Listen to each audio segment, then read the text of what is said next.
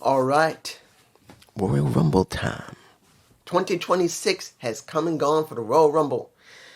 And I know you're going to be looking at the title of my video and going to say, what now? There's a reason I titled it. There is a reason, guys. And my take is going to be different from everyone else's. I don't know how Slick Daddy's going to be. I think he's going to do one this time. I think. He hasn't done any in a couple of months. Easily. JD, Alex, Solomonster, they're going to be taking a different take with it. They're going to like what they saw for most part. But I have a different take on what's going on here. This is me. And my take is not going to be the same as theirs. What we got in Royal Rumble is a good thing, but then it is a glaring weakness of WWE Silver Lake. I'm sorry. This is the absolute truth. People are going to love what they saw in Royal Rumble. For the women, for the most part, was okay. The men, for the most part, was okay. But when you look at the glaring weakness we got, because let's make it clear, we got a major weakness in WWE. It is so bad right now. No one wants to fully embrace it, but I am. I know what's in front of me. But now I'm going to try and explain it to you, and hopefully you will understand this point of view and not say, dude, you're just damn stupid. Let's start with the opening with Triple H. Now, they do what they always do with Triple H. He is the one who narrates everything. And I'm going to tell you this. Not all the time I've liked Triple H doing the narration. Not all the time. There's sometimes he's done really well with it. Other times he hasn't. Here it makes perfect sense because of how much he was involved in Royal Rumble. He's been one of the epitomes of it. He may not want it all the time, but his storylines always went along with it and really got a lot of people's blood pumping. That's the truth. That's what we got. And this thing here, seeing that he's the narrator, makes the best sense. Could they have had maybe Stone Cold Steve Austin do it? I would have liked that. Maybe The Undertaker could have done it. I would have liked that as well. Two different perspectives on the same thing of Royal Rumble. Because having Stone Cold do the Royal Rumble narration actually might be even more important than Triple H. But since he didn't do it and Taker didn't do it, I can understand him because he's the epitome of it. And let's make it clear, they're making it all about him. He is the future as far as the ones who are above him are concerned. I'm telling you right now, they are going with it. He is the future. He is what Vince McMahon was, and this is what we're getting. Now, Women's Royal Rumble, 30 women. We got some returns, and we got, let me give it to you like this. Did we get any TNA women? No. Yes, we had some women who crossed over, like JC James and Kiana Jordan. But no TNA women showed up. And no Triple A women showed up either. Nobody did from either one of those promotions. Well, one is a real promotion. The other one is just an extension of WWE. Now, we did get two women. And no, 3 women. Sorry. No, wait. How many women we got? 1, 2, 3, 4 women. My mistake. 4 women that literally came from NXT. That's Saruka, that's Lola Vice, that is JC James, and Kiana Jordan. Those 4 women are the ones that came in, and probably those are the 4 women that will be brought up in the next couple of months, or maybe by the end of the year. Those are the 4 women. And who looked the best? It was Saruka and Kiana Jordan. They look the best.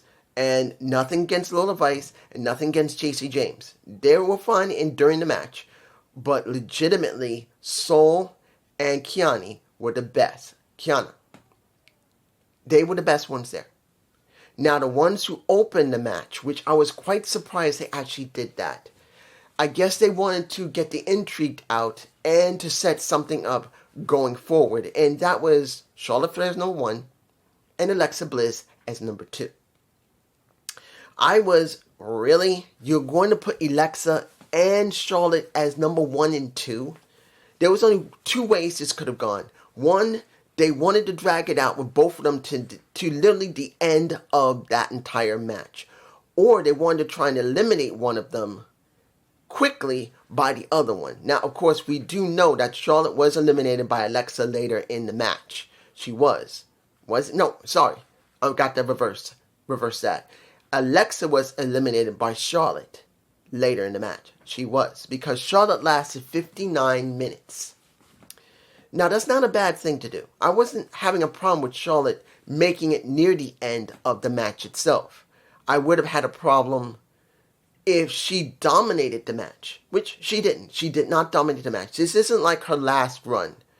Well, her last shot at Royal Rumble, where she literally managed to make it all the way to the end and won. And a lot of people believe that it was not right that she did that. A lot of women that should have had more spotlight did not get it.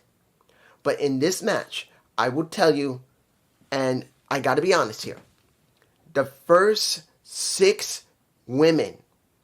Now understand, we got Alexa Bliss, Charlotte Flair, we got Kelly James, we got Nia Jax, we had, who is this one right here? Ivy Nile, and lastly, Lola Vice. Those 6 women who started the match, the first 3 made the match look so telegraphed. Everybody getting some spots in, everyone having to wait for someone to get in their positions. It really looked bad. I did not like it. By the time of the Jordynne Grace coming in at number 8 is when it looked way better. Let's make it very clear. And Jordynne, for her position, she got 3 eliminations. She was not the biggest eliminator, but she got 3 eliminations.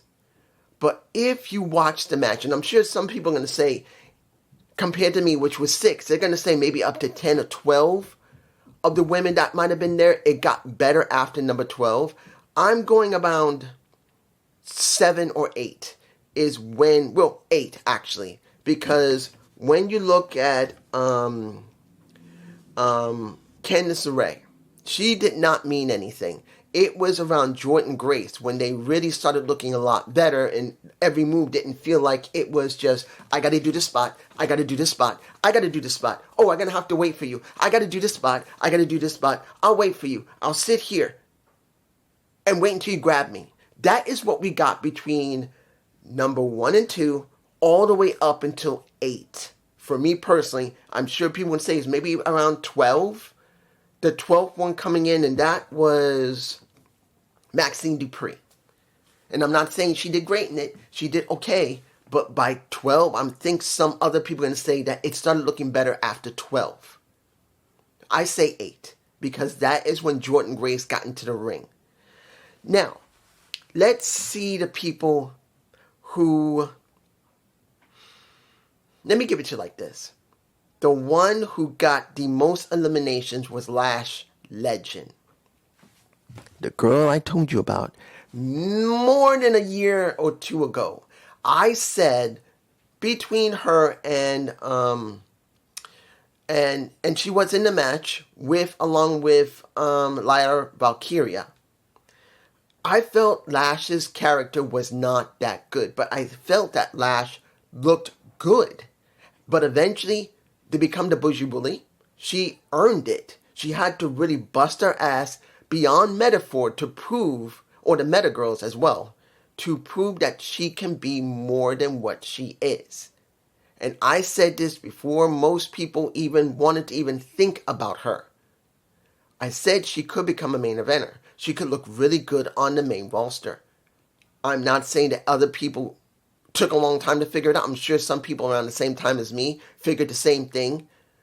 But it took a while for people to see what I saw. And that makes another person that I've literally stated is going to be something. Because she got 5 eliminations. They are invested in Lash Legends. They are invested not just because Trick is a part of it and he was in his own Royal Rumble. But you could tell her working with Nia Jax, how she's been doing in the tag division. Soon she's going to leave the tag division, leave Nia, and she's going to work on her own. And I said this, and I still mean this. If you compare her to Jade Cargill. This is Lash Legends. This is Jade Cargill. I'm sorry. If Jade Cargill had been sent to NXT, maybe she would have gotten a little better than she is now. I'm sorry. I still like Jade Cargill. She's still built like a brick chicken house. The woman is carved out of granite and she has a kid. But I'm being honest here. Lash is a more developed character, more developed skill set in the ring. She just believes, well, she's more believable and can make her moves look better than Jade Cargill does. That's the truth. Now, when you saw the Bella Twins, I know people were thinking about the Bella. It's like, oh my gosh, you're telling me Brie Mode is back? And some people rolled their eyes and going like this. Other people were just happy beyond recognition. The people in the arena were screaming for Brie Mode. They were already excited with Nikki. But a huge chunk of them were really interested in Brie. They love Brie Bella. But that's mostly due to the fact of, let me put it like this, nostalgia. If you put them up against the modern type of pro wrestler that they supposedly pioneered, which they did not. Trish Stratus pioneered. Victoria pioneered. Mickie James pioneered. Molly Holly pioneered those women. They're the true pioneers. The Bellas are not. That's not meant that in the ring we're talking about. When it comes to the Bellas, it's about their characters. That's the truth. Yes, they were candy. They were eye candy. One of them got a tit job. That was a Nikki Bella. She got her titties bigger than her sister Brie, which, if you remember, during one of the times before she left, she didn't realize she was flashing a nipple on nationwide TV. If you remember that, you remember it. But I'm not against the Bellas. In ring, they don't stand a chance against any of the other women wrestlers that are current right now.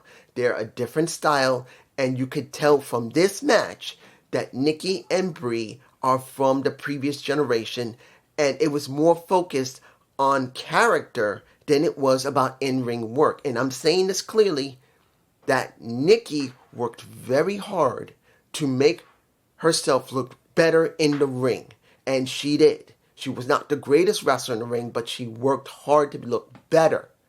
And she still has that, particularly if she's been working in the main roster and working with Stephanie Bakir. But still, both of them have a style that you can tell is not as high-flying or as energetic as the others. I'm not going to say I wasn't happy to see Brie, because I'm not one of those people who went, oh my gosh, no. I said, oh, Brie's back now. Okay, fine. Now, who was the most interesting of the match? It was not Kiana Jordan. It was Sol Ruca. Now, I did say both of them were in there, and it was good to see them. They would have won to shine, but between the two, it was Sol. Now, when you looked at Sol versus a Charlotte Flair, I'm telling you, you already know Tiffany Stratton is the better version of Charlotte Flair. Now you have someone who's even better than Tiffany Stratton when it comes to doing work in the ring, at least when it comes to gymnastics, because Charlotte prided herself on looking as smooth as possible while she did some level of gymnastics. She was not a gymnast directly. She was more of a softball player. She played other sports. She was not focused on gymnastics directly. She did, I'm sorry, there are kids playing right now in the next apartment to me. Sorry. If you're hearing it, I'm sorry. But when you look at her, she tried to incorporate a lot of gymnastic ability into her style later years, particularly after being married to Andrade Cien Omos, or Andrade El Ilio. But she is outclassed. Jordan is a better gymnast than her, flat out. Sol is a better gymnast than her, flat out. And between the two, who is a actual better wrestler? Sol is not better than Kiani. Kiani's a better wrestler. The only reason Charlotte is considered better than them at this moment is because she has more years working in high profile matches. That does not mean, and I want to say this again, does not mean that she's the greatest wrestler. She never was. She's always worked with great wrestlers that can compensate for her when she cannot put them over. Charlotte can put herself over. She cannot put the others over. In this match, you don't have to worry about that because there's so many people in there. And I'm telling you right now, you see Jordan, you see Soruka. You can even look at who would even look more important than them. Hang on. The one that even looked better, guess who? Jordan Grace has a more smoother look and feels more substantial than Charlotte Flair. I saw her working with Charlotte briefly, and you look at her, and I'm not taking anything from Charlotte. She can wrestle. But if you look at Jordan Grace and how she works a match compared to Charlotte, she's better. Charlotte has now reaching a point where she was up here because she worked with a lot of women that she started with that were already great wrestlers. Sasha Banks, Bayley, Becky Lynch, and Asuka. You could say easily Asuka. But legitimately, she's now reached the point where now the women are more prolific and they're better than her. And clearly, being from other companies like AEW and TNA, Jordan Grace, they would never interact. Now they interact, and you can see that she went from here to here. She's above average, yes. She's not a bad wrestler. She's above average wrestler, but now with so many people there, it's impossible. Now, by the time it was over, by the time this was done, you had Tiffany, who came in, now returned. So there was Soruka, and there was Liv Morgan. These were the last three women. Everyone else was eliminated. And also, Liv managed to get rid of Raquel Rodriguez. She got rid of Raquel. But the point here is, you got one NXT star, a former NXT star from you got two NXT stars from the current Black and Silver, and one NXT star from the original Black and Gold. Those are ones that were left to their own devices in that ring. And it was good. Seeing a double soul snatcher was nice to see. And I'm sure not everyone saw or thought they would ever see something like this. But they chose her. They chose Liv Morgan to win. Now, Liv has tried twice and 2 Royal Rumbles to try and become a WrestleMania main eventer and could not do it. And they finally chose her. And I'm going to be honest here. When she first started in Black and Gold NXT, she really wasn't very interesting. She was no better than Alexa Bliss. And it took a long time for her to figure out how she really wanted to be. By the time of almost a year and a half ago, she, in my perspective, my humble perspective, had finally shown that she can truly be a main eventer. Before that, about a year and a half ago, she was not a main eventer. She just wasn't. But a year and a half ago, easily people could say easily a year, but I say a year and a half, for me personally. She is a main eventer, and they finally said after what happened last year when she won the first, not just, getting the ring from, I really hate that title. I really hate the Crown Jewel Championship. I hate, particularly they get a ring, they don't get to keep the title and don't get to defend it other than when it's there. But I understand that was a turning point for her. For most people, it would have been last year and that would have been the turning point. For me, it was earlier than that. So seeing her get this after trying twice and she could not get it done was wonderful. And you know what? She earned it. She busted her ass. She came back from being injured before. She came back again. And she's earned this. Question is, can she stay healthy and can they write for her? That's going to be the big question. Now, let's move on to the next match. Gunther versus AJ Styles. many people speculated that there was a possibility that AJ was going to be done. But the majority of people thought that Gunther was going to lose here and AJ was going to keep going forward into the rest of the year, and that this was going to be a long-term story for him because they want to try and do what they did with John Cena to give us content. But after watching the match, and particularly, what was his left arm, he got cut right here when Gunther threw him into the announce desk. And he cut his arm on, looks like one of the monitors. He just started bleeding. It wasn't severe bleeding, but he was gashed right around here. He did really... I've seen AJ do a lot of matches. And he has some really good matches. With Gunther, it was a very good competitive match. And the story was AJ, after getting his sternum screwed up and in this case, real life, getting gouged in his arm, he had to struggle against Gunther, the new legend killer. Because now, he is the new legend killer. Yes, you could say the career killer. No. Let's make it very clear. Randy Orton's moniker of legend killer is no longer needed. The apex predator is what he is. Make Gunther the new legend killer. Let him take that moniker by not retiring Randy Orton, but let Randy Orton give it to him. That's just me. I think that would be the best. But the match was all about pushing AJ beyond his limits and doing pretty much the same thing as John Cena did, being pushed, being slammed, getting a nut shot. And legitimately, when the sleepers were put on, getting hammered was being done.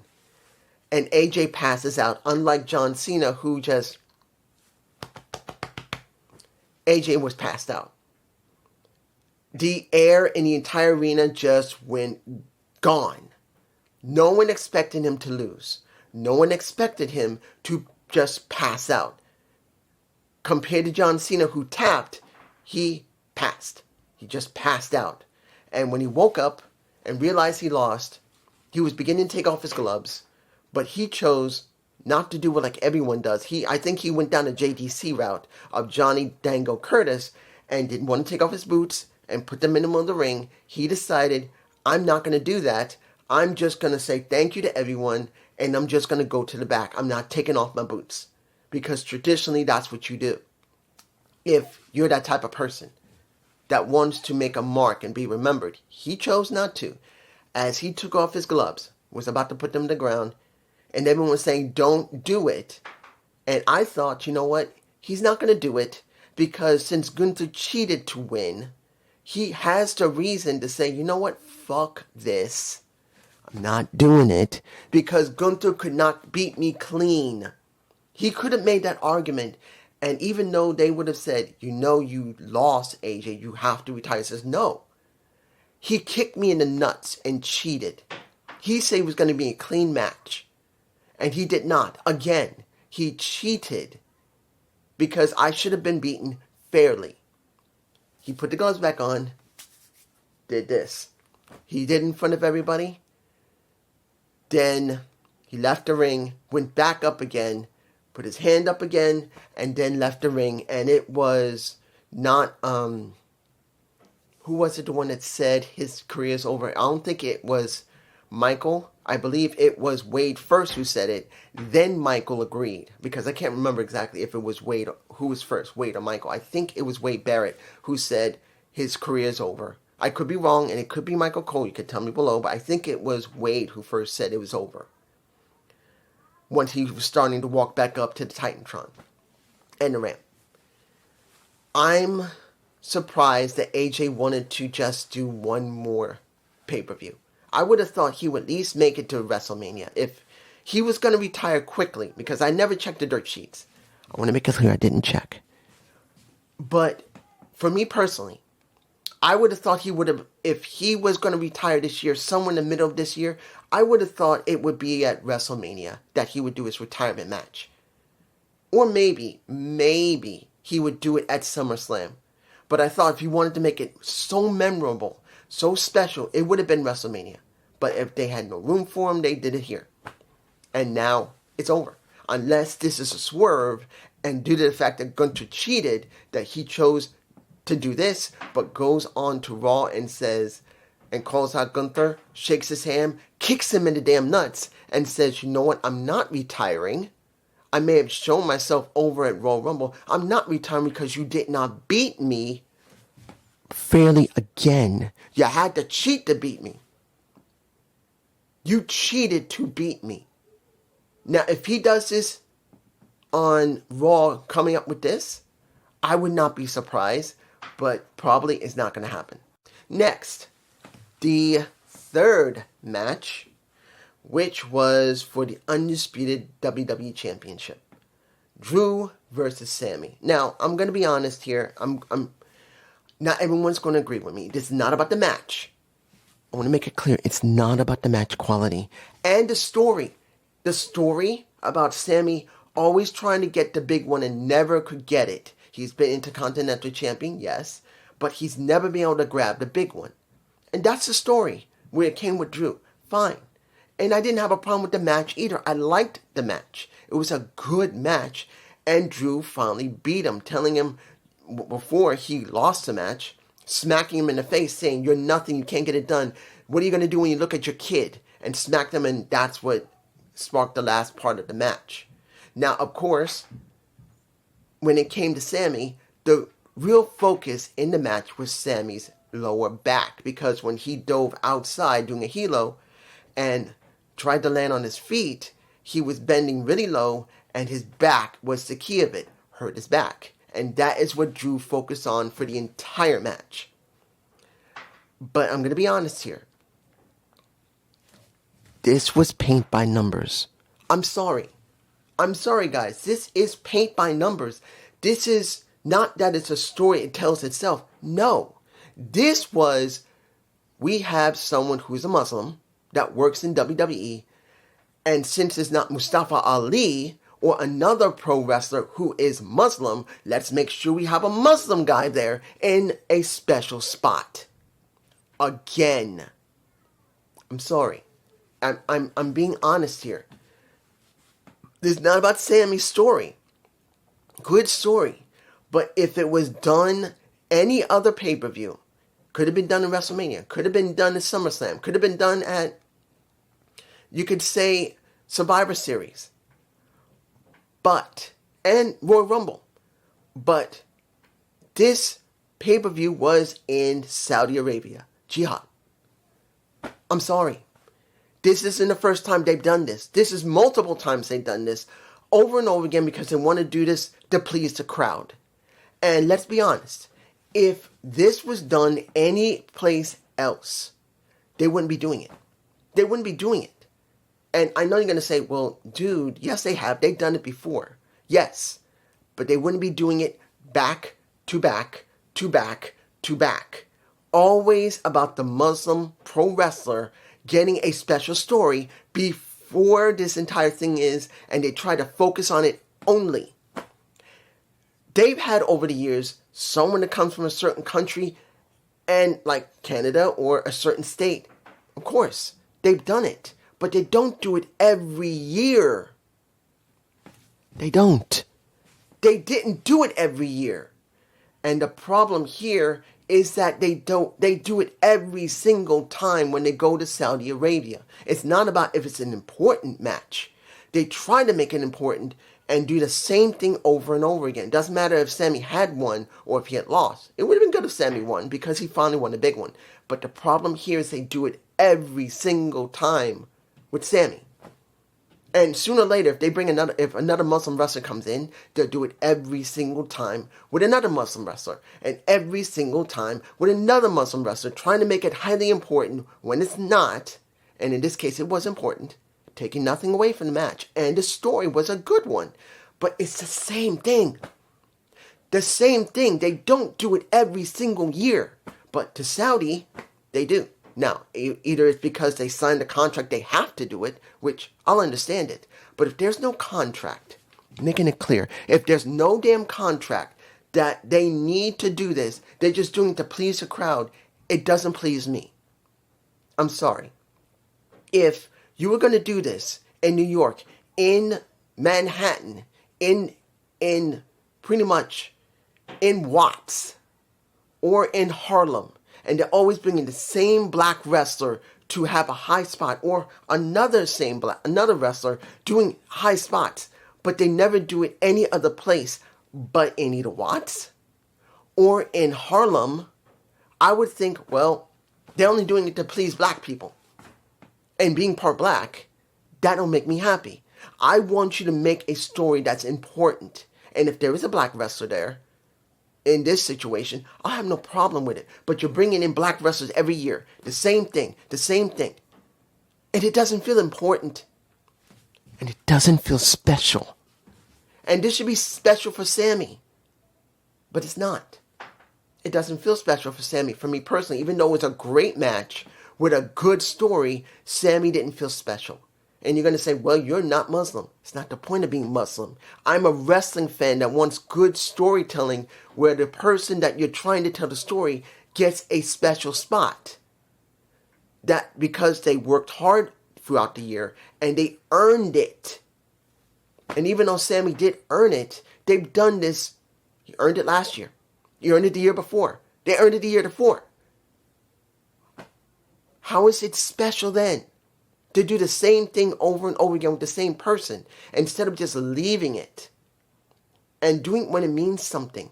Or, of course, if it's written into a contract that WWE must bring a Muslim wrestler in and do a spot, I understand, no matter if I like it or not, that's part of the deal. But if it's not, I hate it. Moving on to the last match, the Men's Royal Rumble. We got a bit of a swerve. And I'm not talking about Swerve Strickland of AEW. Opening, we got Ubafemi and I was surprised to see Braun Breaker. Now, I did not watch the kickoff show, so I did not know that Adam Pearce was blamed by Paul Heyman. Hey, you screwed over my boy, and I'm going to make you pay for it. And he made it very clear, saying in abbreviations, fuck around and you're going to find out. That's what he was saying in those little abbreviations. Everyone knows it, but that is what it was done. Now, when the match happened, Ubafemi came out as number one. He looked damn dominant. Everyone was cheering for Uba as he was strutting his... And look, I'm not saying I don't like Ubafemi. I really do like Ubafemi. I really do. I really like Ubafemi. Seeing him strutting down to that ring and did not need to rush. If he was number two, he would have had to rush eventually because he would have ran the time down. He managed to get in the ring. But when Braun Breaker came out with Paul Heyman and got nailed by someone that we didn't know who gave him a damn stomp, which it does look like it could be Seth or someone else knowing Seth, I'm like, they decided to take him out of the entire match, let him get nailed, and then thrown over the top by Ubafemi. Ubafemi got 5 eliminations in his first Royal Rumble. They really believe in Ubafemi. And when did Ubafemi, how long did he last in that match? I'm trying to find I think I wrote it down.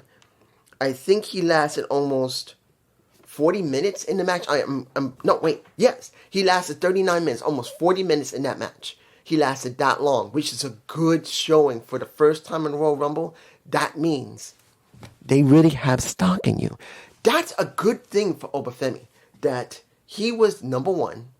He was not expected to last that long, but he lasted almost 40 straight minutes in that ring. Did he look great all the time? No, he didn't look bad. He looked good for his first showing, and he could improve easily working with more wrestlers. But he didn't stand a chance going beyond 40. Because next to him taking out Braun Breaker, he took out Solo Sikoa, he took out Rey Mysterio, who's number 4, he took out Rusev as number 5, he took out Matt Cardona, who's number 6. He did not take out Damian Priest. He was number 7. He didn't take him out. But he took out everyone you would expect to at least last maybe 10 to 15 minutes. He took them out under 7 to 8 minutes. He took them all out. And then once you see Devon Evans being in there and eventually Trick Williams being in there, all 3 guys, former Black and Silver, NXT wrestlers. All of them are former black and silver wrestlers from NXT. Seen them in the ring. You can see 2 of those 3 are the future. 1 is not yet. You can see Trick Williams. He looks like he's a main eventer right now. He has star power. You look at Obafemi. He looks like the future. He looks like he's got star power way more than Trick Williams. And that's my boy. I said even before Obafemi, when nobody said anything about Trick, I knew Trick. He had the gift for gab. He had the look. He had the charisma. He just needed to prove what he can do in the ring. I said that in a Halloween Havoc almost 2.5 years ago. I said that. I knew that he had something. He just has to show it. And look where he is now. In WrestleMania. And people were cheering for Trick. Whoop that Trick, baby. That's what they were doing. But the third person has a lot to prove. He's a spot monkey. That's not meant to be disrespectful to Devon Evans. He is a good, high-flying, high-impact wrestler, what he does. And he lasted quite a long time. He did. He looked great. He lasted quite a long time. I think he lasted 20 minutes. I think. He did great. But he doesn't feel like the future. He doesn't. He does not feel like the future. He still feels green. And it's not because of his small size and being skinny as a stick. You can have a wrestler who's a thin wrestler and still get over big. He can't. I just think he needs more time to develop, not his ring skill. It's got to be character development and how he can actually hold a story. He's got charisma now. He can't talk, but it's character development that he needs to work on. Without that, you will not see him get as far as you think he is. He'll just be for matches. Now, the person, well, we didn't get anyone from NXT. I mean, did we get anybody from NXT? No. We got no one from NXT. We got no one from TNA. Got nobody. None of them. But what we did get was La Parca and Miss Iguana from AAA. They were the ones that was decided to be put in that spot instead of someone from NXT or someone from TNA. Now, do I care about Alpaca? No. Don't watch him, don't know him. Mr. Iguana, seen him a couple of times. I don't see the appeal of him. I'm sorry. He seems like a bargain basement of Santina Marella, but with a puppet. Instead of a snake on his wrist, a cobra that whacks you in the face. People liked him. People thought it was funny. I don't. Not because I think he's trash. It's because he's not on the main roster yet. Unless this is his debut on the main roster. If he's not, why am I going to care? He's not in NXT yet. And if he's going to the main roster, he's got to show me what he can do on the main roster. As far as I can tell, nothing. So I feel nothing for him or El Paca. Not because I think they're trash, but because they have not shown anything yet in either NXT, more than maybe 1 or 2 matches, or on the main roster yet. Now, we got a debuting wrestler.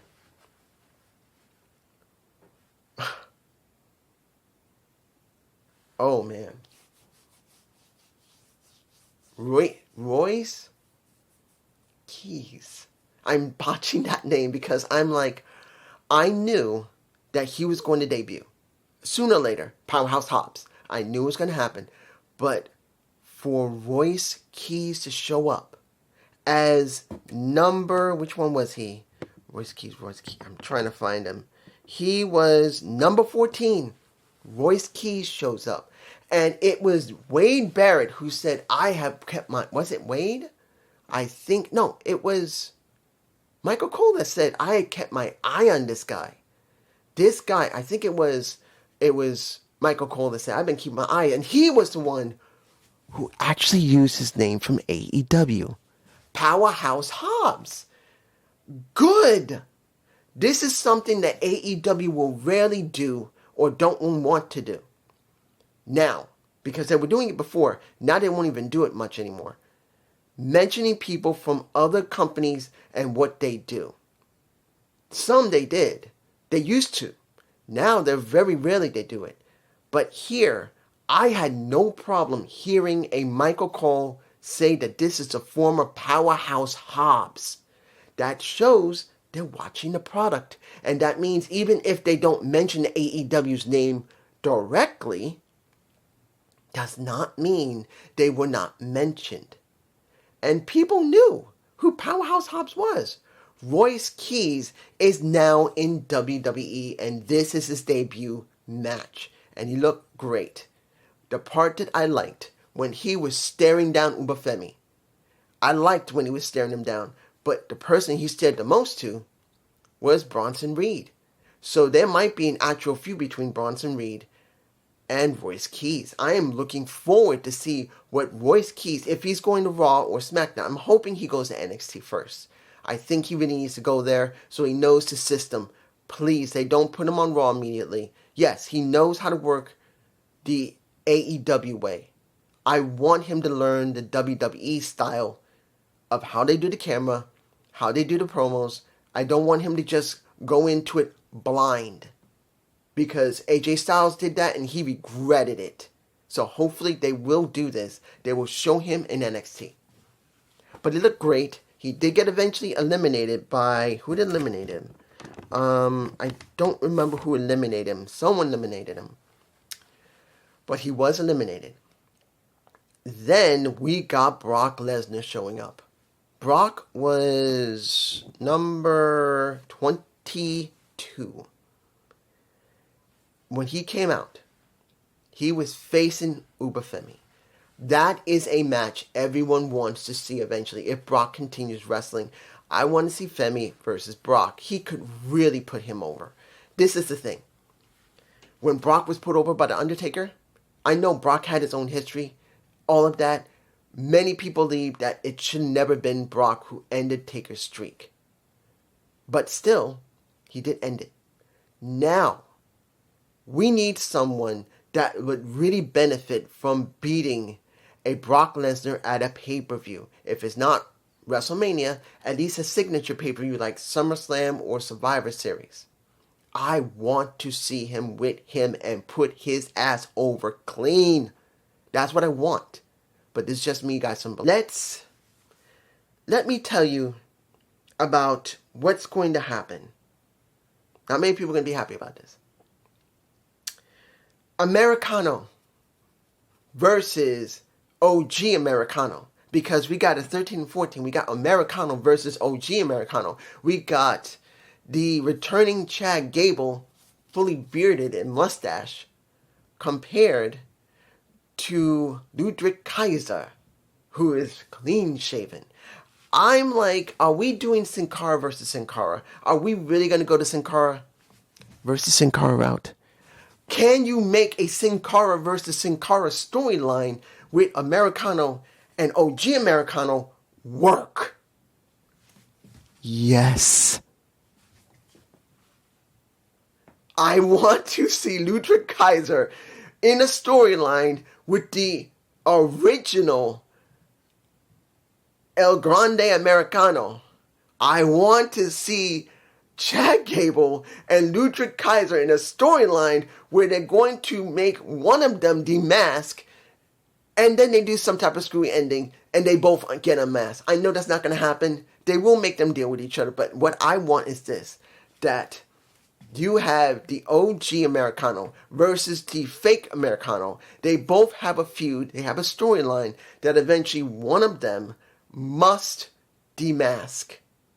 And instead of demasking one, the story gets screwy and both of them get the mask off, and it's Kaiser and Chad Gable, and they're both embarrassed. They both cover their faces at the same time, and they continue the story where both of them feel ashamed that they got unmasked, and then they just go on with a regular story. I want to see that. I want to laugh my ass off. That's what I want. I'm sorry. I'm sorry. I'm sorry. That's what I want. Moving on. We finally get Roman Reigns coming back at number 26. We also get Jacob Fatu coming in. We also get Jey Uso coming in. So we already have a lot of people already in the match as it is, that are part of one family.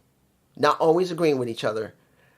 You see Jay working with Roman, even though Roman screwed him over when he wanted him to do his yeet again. And Jacob didn't want to deal with either one of them. Let me give it to you like this. The storyline between Jacob Fatu and Cody Rhodes feels a little confusing. Because who is he going to focus on now?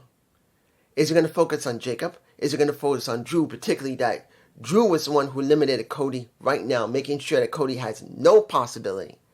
But then, are you going to have Jacob continue with Cody when Cody should be 100% really angry at Drew by getting him eliminated because of what happened with Jacob and he was fighting with him?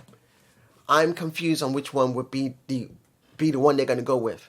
For me personally, what it would be is that Cody should deal with Drew, but then Jacob would also deal with Drew. Both of them dealing with Drew and wanting a triple threat. So we would have that type of match. That's what I feel would be the best option. And they could do it at Backlash. That's just me. I think that would be the best time. But you guys tell me below. I don't know if they would be good to do that at Elimination Chamber. I think Backlash might be better. But this is just me.